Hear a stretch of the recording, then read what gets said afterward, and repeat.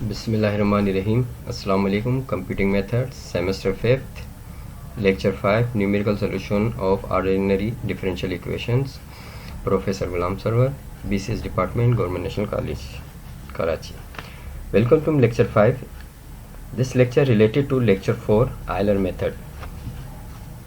इसका मकसद है कि आपको ये मेथड या ये लेक्चर 5th करने के लिए ज़रूरी है कि आप लेक्चर 4 को ज़रूर अच्छी तरह से रिपीट करें, उसको देखें, उसकी प्रैक्टिस करें।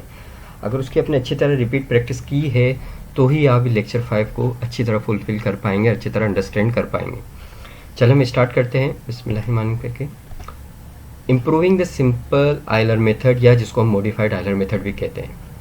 The trouble with this most simple method is its lack of accuracy, requiring an extremely small step size. Figure 1 suggests how we might improve this method with just a little additional efforts.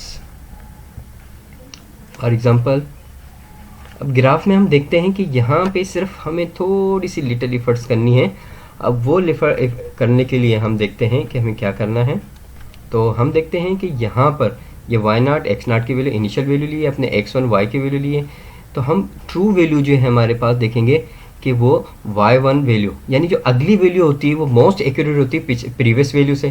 तो इस method के अंदर भी हम ये करेंगे कि अपने वैल्यूज़ को एक्यूरेट बनाने के लिए अगली जो एस्टिमेटेड वैल्यू है, या यूँ कहेंगे कि प्रेडिक्टेड वैल्यूज़ है, उसको लेते हुए आगे सॉल्व करेंगे। तो कहता है हमें यहाँ पर हम एक देखेंगे एक ड्रा कर रहे हैं, और यहाँ पे ये slope eight x1 computed with x1 y1 from Euler theorem, यानी ये जो वैल्यू है हम आयलर थ्योरम से लेंगे और मॉडिफाइड आयलर में इस्तेमाल करेंगे। यानी इसके लिए आपको ये ज़रूरी हो गया है कि आपके पास पहले आयलर मेथड सॉल्व किया हुआ हो उस क्वेश्चन को, उसकी टेबल मौजूद हो, फिर उस टेबल को यूज़ करते हुए आप मॉडिफाइड आयलर मेथड इस्तेमाल करेंगे। तो ये more complicated then Euler method है। ठीक है, अब आगे चलते हैं। In the simple array method, we use the slope at the beginning of the interval y dash of n to determine the increment to the function। यानी हमारे पास initial value पे होता था x0 y0 पे, यहाँ पे हमने अगली वैल्यू पे देखें आके स्लोप बना रहे हैं। ठीक है, this technique would be correct only if function were linear. What we need instead is the correct average slope within the interval.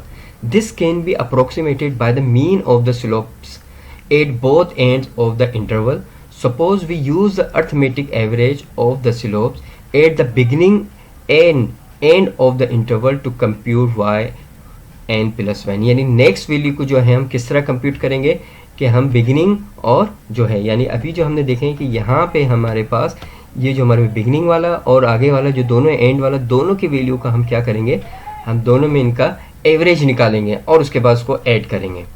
तो हमारे पास एक इक्वेशन क्या बन जाएगी मॉडिफाइड आयलर की, y N plus 1 is equal to Y N plus H Y dash of N plus Y dash of N plus 1 upon 2। हमने देखा कि पिछली जो मॉडिफाइड था हमारे पास आयलर मेथड था, उसमें सिर्फ ये वैल्यूज थी। इसके अंदर Y dash of N plus, यानी अगली वैल्यू भी उठा रहे हैं हम, यानी नेक्स्ट वैल्यू को भी लेते हुए दोनों को ऐड कर रहे हैं, प्रीवियस एंड प्रिडिक्टेड दोनों को ऐड करेंगे, 2 से डिवाइड करेंगे, फिर वाई एन में ऐड करेंगे। जबकि आयलर मेथड में हम ऐसा नहीं करते थे। यानी ये देखें हमारे पास सिंपल आयलर मेथड में क्या होता था, y N plus H Y dash n निकालते थे, लेकिन यहाँ पर हमें y dash on n plus 1 में निकाला। इन दोनों का जो इसका और उसका एच है हमने बाहर कॉमन रख लिया है। हम चाहे अलग अलग भी इनके साथ लगा सकते हैं और इस तरह भी रख सकते हैं। This should gives us an improved estimate for Y and X N plus 1, यानी एक्स की नेक्स्ट वैल्यू के लिए y की नई वैल्यू निकलती है। However we are unable to employ equation C two directly. अब इक्वेशन सी को हम डायरेक्टली कैसे कर सकेंगे, जब तक कि हमारे पास ये इक्वेशन बी वाला वर्क सॉल्व नहीं होगा, क्योंकि इसके अंदर Y dash of N plus 1 next value कहाँ से लाएंगे, वो नेक्स्ट वैल्यू हम ऑलरेडी जो आयलर मेथड के जरिए निकाली वो इस्तेमाल करेंगे।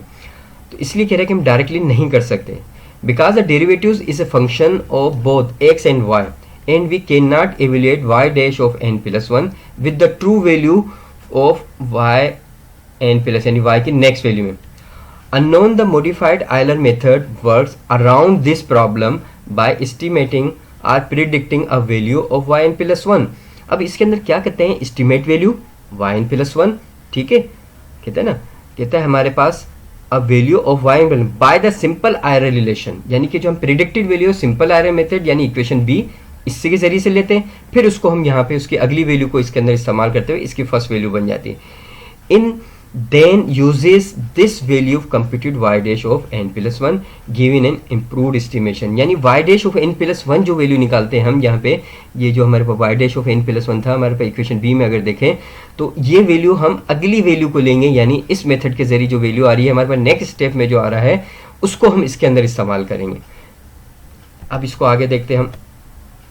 अ corrected value for n plus 1, यानी कि हम नेक्स्ट वैल्यू होगी मोर एक्यूरेट होगी देन प्रीवियस, इसलिए वो हमारे पास उसको कहेंगे a corrected value for Y N plus 1 because the predicted value for N plus 1 is not usually very accurate, क्योंकि वाई एन प्लस 1 की जो प्रिडिक्टेड इस्तेमाल वाली वैल्यू नहीं हो सकती.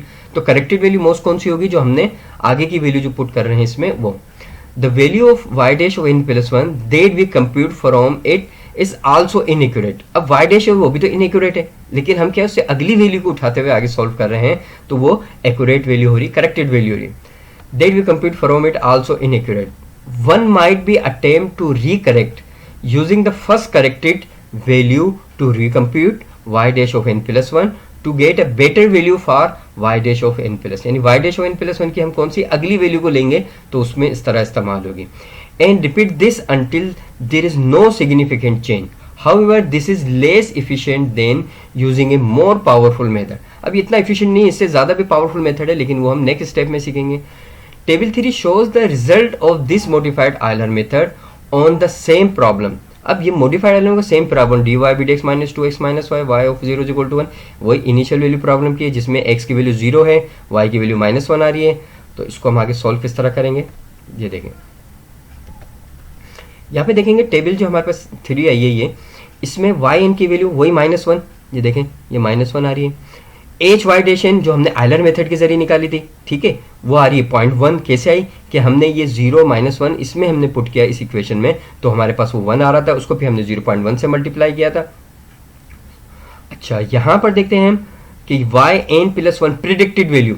अब वाई एन प्लस 1 कहाँ से वैल्यू आई, ये वैल्यू आई है. अब हमारे पास देखें ये रही -0.9, ठीक है, ये वाई एन प्लस 1 है. किसके जरिए लिए हमने, आयलर मेथड के जरिए. कौन सी इक्वेशन के जरिए, इक्वेशन बी के जरिए जो हमारे पास आयलर मेथड वाली है. ये मेथड को अब हमने क्या करा कि यहाँ पर ये -0.9 आया, तो हमने देखा कि ये हमारे पास 0.7 Y dash N next value ये आ रही थी वाई डैश की वैल्यू निकालने के लिए. ये तो भी वाई एन की हमने प्रिडिक्टिव वैल्यू ली है, यानी ये वैल्यू उठाई है वाई की. अब इसको वाई डैश एन के लिए निकालने के लिए हमने क्या करा, 0.07 जो ये आ रही है एच वाई डैश की वैल्यू, ठीक है, ये हमारे पास प्रिडिक्टेड है ना. नेक्स्ट ये y के वैल्यू को अब हमने लेनी है और साथ में हमें ये एच वाई डैश एन लेना है. कहाँ रखना है इसको, देखिए इस इक्वेशन में वाई एन तो अपनी जगह मौजूद है, ये वाई एन हमने कौन सी वैल्यू ली है जो हमारे पास मौजूद है, ठीक है. एच वाई डैश एन, कौन सी वाई डैश एन, ये जो हमने एच वाई डैश एन ये वाली निकाली है यानी 0.1, ठीक है. फिर हमारे पास आ रही Y dash N plus 1 H वाली यानी आगे वाली, तो ये आगे एच वाई डैश प्रिडिक्टेड वाली जो कि हमने यहाँ से ली. प्रिडिक्टेड का मतलब हमने आगे ली है, ठीक है. इस वाली वैल्यू को एच वाई डैश एन और H Y dash N plus 1 predictive दोनों को हमने ऐड किया, 2 से डिवाइड किया, तो हमारे पास एवरेज वैल्यू आ गई. इस एवरेज वैल्यू को भी लेने के लिए अब हमने क्या करा, ये जो वाई करेक्टेड वैल्यू आ रही है वाई एन प्लस 1, इसके लिए अब इन दोनों की वैल्यू को हमने ये जो एवरेज वैल्यू निकाली इसको लें, और आपके पास वाई एन की जो वैल्यू आ रही है आपके पास ये वाली, यानी ये जो एवरेज वैल्यू आ रही है ये और वाई एन ये हमारे पास माइनस, इन दोनों को जब ऐड करेंगे इसके अंदर तो फिर हमारे पास वैल्यू आ जाएगी वाई एन प्लस 1 की नेक्स्ट वैल्यू यानी -0.9150. ये कब आएगी, जब हम इस वाले फार्मूले में पुट करेंगे Y N plus 1 is equal to Y N plus H Y dash of N plus Y dash of N plus 1 upon 2. यहाँ पर ये जो दोनों वैल्यू हैं ये एवरेज वैल्यू जो हम निकालने हैं, यहाँ पे देखें हम ये ऑलरेडी एच से मल्टीप्लाई किया हुआ, तो इसलिए एच से यहाँ पे बाद में मल्टीप्लाई किया, यहाँ के ऑलरेडी किया है. तो इस वाली वैल्यू को प्रिडिक्टिव वाली को एच वाई डैश में दोनों को लेंगे, 2 से डिवाइड करेंगे, तो हमारे पास ये एवरेज वैल्यू आ जाएगी. इस एवरेज वैल्यू को लेंगे और वाई एन को लेंगे, तो हमारे पास वाई एन की करेक्टेड वैल्यू आ जाएगी. कौन सी आएगी, -0.950, जो कि हमारे पास ये नेक्स्ट वैल्यू होगी, ठीक है. अब इसी तरह हम क्या करेंगे, फिर ये अगली वैल्यू ये जो 0.715 है ये कहाँ से आ गई. अब ये वैल्यू भी निकालने के लिए अब हम वाई एन की वैल्यू ये निकालेंगे, और यहाँ पे ये जो वाई एन की हमने जो निकाली थी इसके अंदर भी पहले करेक्टेड करेंगे, तो हमारे पास आएगी 0.0715. इसको लेंगे, फिर इसको प्रेडिक्टेड वैल्यू जो आ रही थी हमारे पास वो क्या आ रही थी भाई यहाँ पे तो वही नहीं है, लेकिन यहाँ पे ये जो वैल्यू आ रही है, यानी अब ये जो वैल्यू हमारे पास करेक्टेड वैल्यू आ गई, ये वैल्यू जो आई है, अब यहाँ पर इसके अंदर भी ये जो हमारे पास वैल्यू, इसके अंदर भी अब हमारे पास ये 9 नहीं है, बल्कि अब 0.9150 है। अब ये 0.9150 इस्तेमाल करेंगे इस वाली टेबल के अंदर, तो इस वाली टेबल के अंदर जो वैल्यू आएंगी फिर वो आएगी 0.71, क्योंकि पहले तो ये आई थी, अब जो आएंगी वो आएगी 0.715। उसको हम प्रेडिक्टेड वैल्यू जो आ रही है हमारे पास वो हम लेंगे, प्रेडिक्टेड वैल्यू को लेंगे और फिर इसको h से मल्टीप्लाई करेंगे। हमारे पास H Y dash N plus one predict, यानी h से मल्टीप्लाई करेंगे हमारे पास, तो ये हमारे पास नेक्स्ट वैल्यू आ जाएगी। फिर इस वैल्यू को लेंगे और 0.75 को लेंगे, दोनों को ऐड करेंगे, 2 से डिवाइड करेंगे तो आपके पास ये वैल्यू आ जाएगी। ये वैल्यू फिर हम इसके अंदर पुट करेंगे तो आपके पास -0.8571 वैल्यू आ जाएगी। यानी ये थोड़ा सा कॉम्प्लिकेटेड है क्योंकि इसके अंदर ये वाली टेबल भी इस्तेमाल हो रही है और आपके पास इस वैल्यू में फार्मूला डाल के हम फिर ये वैल्यू निकालें। तो फर्स्ट वैल्यू तो निकालना आसान है, लेकिन सेकंड वैल्यू के लिए भी आपको इसके अंदर भी पहले करेक्शन करनी पड़ेगी, यानी इस टेबल के अंदर भी कि 0.91 इसकी अब प्रेडिक्टेड नहीं है, अब 09 पॉइंट करेक्टेड वैल्यू 0.91 आ गई है। अब वाई डैश जब हम निकालेंगे तो वाई डैश के अंदर आप ये करेक्टेड वैल्यू जो है वाई एन की ये रखेंगे वाई की जगह, और एक्स की वैल्यू आप क्या रखेंगे 0.1 रखेंगे। फिर आप ये वाली इक्वेशन है इसके अंदर x की जगह आपने 0.1 रखा, इस y की जगह -0.9150 रखेंगे, इसको सॉल्व करेंगे तो इसमें y डैश की जो वैल्यू आ जाएगी वो ये आएगी 0.715 आएगी, तो इसको h से मल्टीप्लाई करेंगे तो वो -0.715 हो जाएगी। ठीक है, तो ये वैल्यू को उठाएंगे हम, और ये जो n+1 अलग से प्रेडिक्टर है, अब ये वैल्यू यहाँ पर हम जब लेंगे, यहाँ पर इस्तेमाल करेंगे तो यहाँ पे ये जो 0.83 है ये नहीं आएगा, बल्कि इसकी जगह भी नई वैल्यू आ जाएगी, वो हम प्रीवियस वाली इक्वेशन को इस्तेमाल करते हुए करेंगे। ठीक है, तो अब फिर इसके अंदर ये वैल्यू आ जाएंगी और फिर ये वैल्यू इस्तेमाल करेंगे तो आपके पास ये वैल्यूज निकल जाएंगे। इसी तरह इसको सॉल्व करेंगे आप। इसके अंदर ये वाली टेबल भी आपको एक तो बनी हुई है, फर्स्ट वैल्यू हमने यहाँ से उठा के हमने पहला स्टेप किया, दूसरे स्टेप के अंदर फिर इस वाली वैल्यू को भी एक दफ़ा और बनाना है, जिसमें 0.91 की जगह अब आप लेंगे 0.917, तो इसकी जगह लाजमी है फिर ये 70 नहीं आएगा बल्कि आएगा 715 आ जाएगा, और ये 0.9n+1 इसकी अगली वैल्यू 0.83 की जगह ये आएगी। यानी फिर आपके पास ये वाली टेबल भी दोबारा बन रही है, फिर उस वाली दोबारा जो बनेंगे उसको भी इसके अंदर इस्तेमाल करेंगे। तो थोड़ा सा ये लेंदी और प्रोसीजर है, लेकिन हम 5 स्टेप्स कर रहे हैं तो ये प्रैक्टिस के जरिए आप कर सकते हैं। We can find the error of the modified Euler method by comparing it with the Taylor series। अब ये एरर निकालना इतना ज़रूरी तो नहीं है, लेकिन जब जहाँ कहाँ जाता है तो वहाँ निकालना होता है। अगर हमें एनालिटिकल सोल्यूशन है तो हम उसके जरिए भी एरर निकाल के डायरेक्ट बता सकते हैं, इसमें इतनी ज़रूरत नहीं, लेकिन हम यहाँ पे देखते हैं कि है क्या।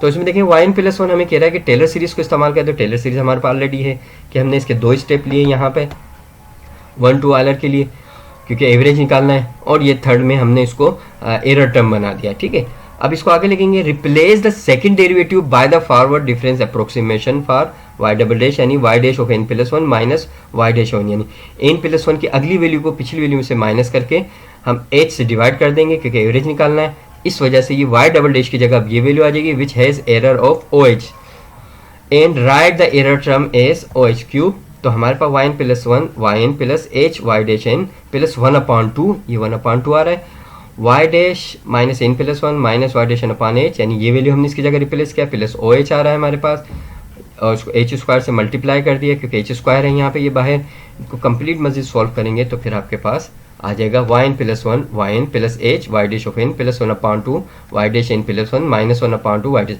अब ये माइनस वाला इस +1 वाले में से माइनस होगा तो फिर आपका हाफ बचेगा, ये भी हाफ हो जाएगा y डैश n+1 और y डैश n दोनों को इस तरह भी हम इस तरह भी रख सकते हैं। तो फिर आपके पास जो मेन टर्म हो जाएगी yn+1 as equal to yn plus h y dash n plus y dash n+1/2 plus OH cube.